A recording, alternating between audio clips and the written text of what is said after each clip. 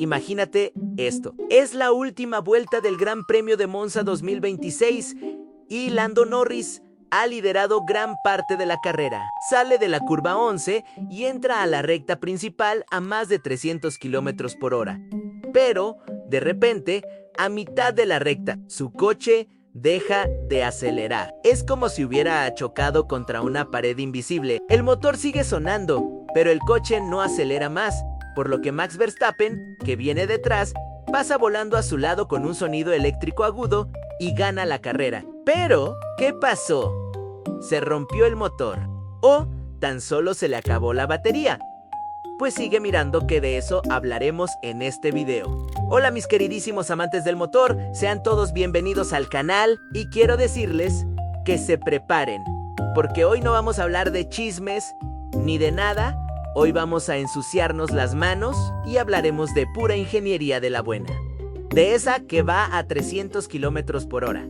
Porque es que el 2026 trae uno de los cambios de reglamento más agresivos en la historia de los motores de Fórmula 1. La FIA lo llama la nueva era. Los ingenieros lo llaman un dolor de cabeza monumental. Y tú y yo lo vamos a llamar el proyecto 50-50. Si quieres entender por qué Audi entró, Honda se quedó y Red Bull tuvo que hacerse su propio motor para la temporada 2026. Quédate, porque hoy vas a entender la unidad de potencia 2026 al detalle. Hasta la temporada 2025, la potencia de un Fórmula 1 venía mayoritariamente de la gasolina. Digamos que era un 80% motor de combustión y un 20% eléctrico. Pero en 2026, la ecuación cambia radicalmente. El objetivo es la paridad, logrando que el 50% de la potencia venga de la gasolina y el otro 50% de la electricidad. Parece fácil. No, simplemente que le pongan una batería más grande y ya está. Pues no, porque para lograr esto, han tenido que castrar al motor de gasolina y meterle esteroides al motor eléctrico. Y aquí es donde se le empiezan a complicar las cosas a los equipos. Pero, para poder entender por qué esto puede llegar a ser un gran problema, vamos a desarmar la unidad de potencia pieza por pieza, empezando a hablar de la que hemos perdido. La noticia más importante para los puristas, el MGU H ha muerto. Para los que no sepan qué es el MGU, H Motor Generator Unit, HIT era una pieza de ingeniería maravillosamente cara que funcionaba de una manera espectacular. Esta se sentaba en el turbo y convertía el calor de los gases de escape en electricidad y eliminaba el turbolag en los coches, ya que hacía girar al turbo instantáneamente cuando el piloto aceleraba y lo frenaba cuando el piloto levantaba el pie, enviando esa energía a la batería o directamente al MGUK para tener potencia extrema. En pocas palabras, era una pieza súper eficiente, pero tenía dos problemas. Uno de esos problemas es que era tan complejo que ninguna marca nueva como Audi o Porsche quería entrar a la Fórmula 1, porque costaba millones desarrollarlo. Y la segunda, que para mí era lo peor de todo, es que mataba el sonido, ya que actuaba como un tapón en el escape. Al quitar el MGUH en 2026, tenemos dos consecuencias inmediatas. La primera es que el sonido vuelve. No será como los V10 de los 2000. Pero el turbo ya no tiene ese bozal, lo que permite que los coches puedan sonar más crudos, más fuertes y más agresivos, lo cual pondrá feliz a los fans. Gracias, Fórmula 1. El segundo es la pérdida de eficiencia. Sin esa pieza reciclando calor, el motor de gasolina, que sigue siendo el V6 de 1.6 litros, baja drásticamente su potencia, pasando de unos 850 caballos de fuerza solo de gasolina a unos 530 o 540 caballos. Piénsalo un segundo. Un coche de calle potente hoy en día tiene 500 caballos. El motor de combustión de un Fórmula 1 en 2026 por sí solo apenas es más potente que un BMW M3 Entonces, ¿de dónde sacamos la velocidad? Aquí es donde entra al juego el héroe o posible villano de la película. El MGU-K o el Motor Generator Unit. Kinetic, básicamente. El sistema que recupera energía al frenar. En 2025, este sistema era capaz de entregar unos 120 kilovatios o unos 160 caballos de fuerza. Esto era una ayudadita o un empujoncito para los monoplazas de la Fórmula 1. Pero en 2026, la FIA ha dicho, pónganle todos los chochos de la farmacia. Y ahora el MGU-K entrega unos ricos 350 kilovatios. O, traduciéndolo al idioma castellano, este sistema entregaría casi 475 caballos de fuerza, lo cual es un gran salto si lo comparamos con el año pasado. Esto es una brutalidad. Es como si le pegaras el motor de un Tesla Model 3 Performance entero al eje trasero del Fórmula 1. Lo que hace que cuando el piloto pise el acelerador, pegue un empujón durísimo, ya que estaría usando los 540 caballos de gasolina y 475 caballos eléctricos. Un total de más de 1000 caballos de fuerza suena genial, ¿cierto? Más potencia, más par motor instantáneo. ¿Dónde estaría la trampa? La trampa es la energía. Generar 350 kilovatios es fácil. Mantenerlos durante toda una vuelta es matemáticamente imposible. Aquí es donde la cosa se pone técnica. Así que atentos, las baterías tienen un límite de capacidad. Con un motor eléctrico tan potente chupando tanta energía, la batería en una sola vuelta se drenaría demasiado rápido. Los ingenieros han calculado que, en rectas muy largas, el motor eléctrico se va a apagar antes de llegar a la curva porque se va a quedar sin energía. Esto es conocido como el famoso clipping.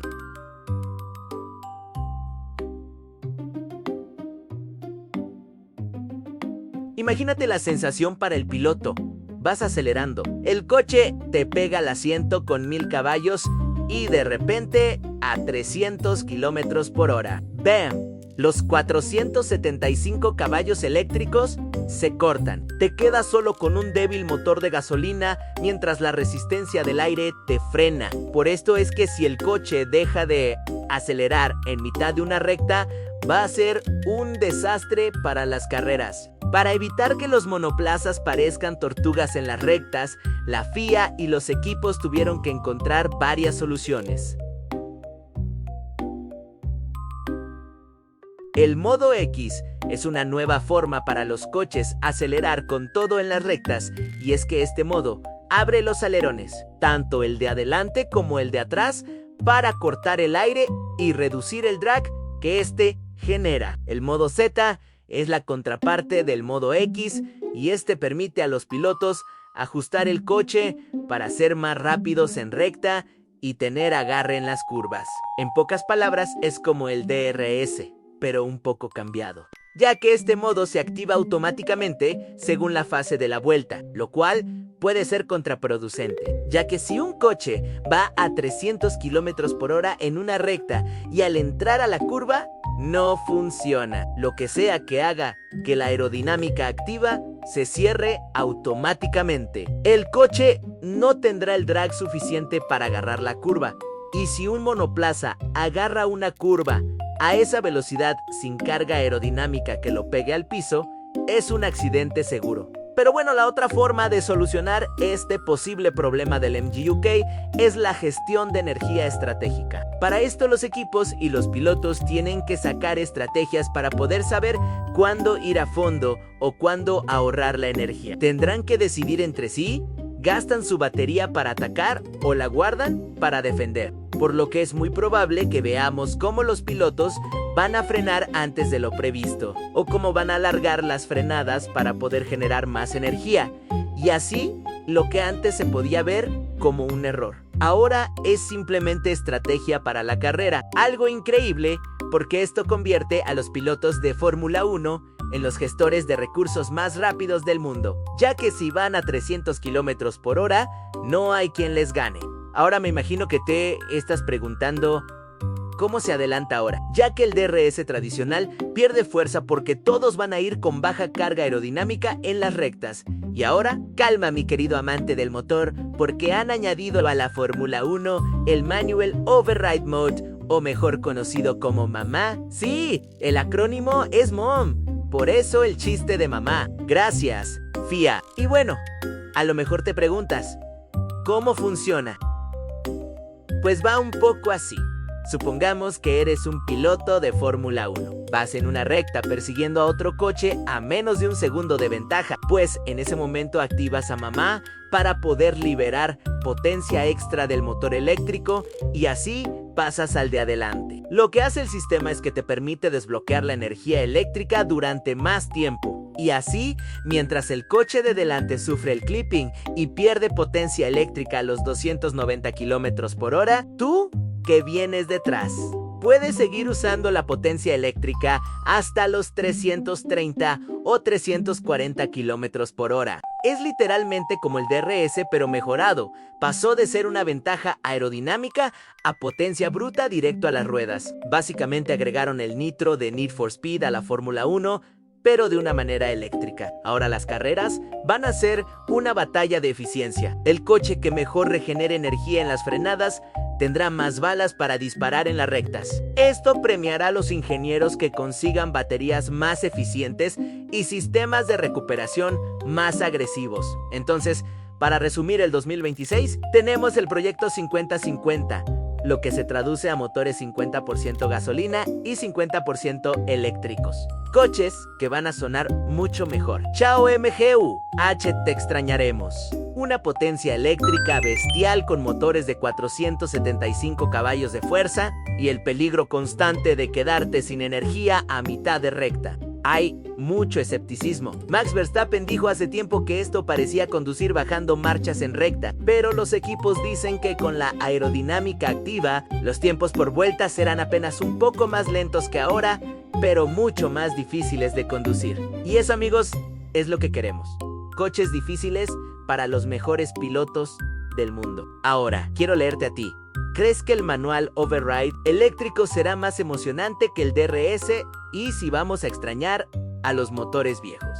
Déjame tu teoría en los comentarios. Si te ha gustado este análisis técnico, revienta el botón de like y suscríbete, porque pronto vamos a ver las unidades de potencia de cada equipo y las estrategias que traen para este 2026. Sin más que decir, yo soy Oscar Molina de OEA Performance y nos vemos en la próxima bandera a cuadros. Bye bye.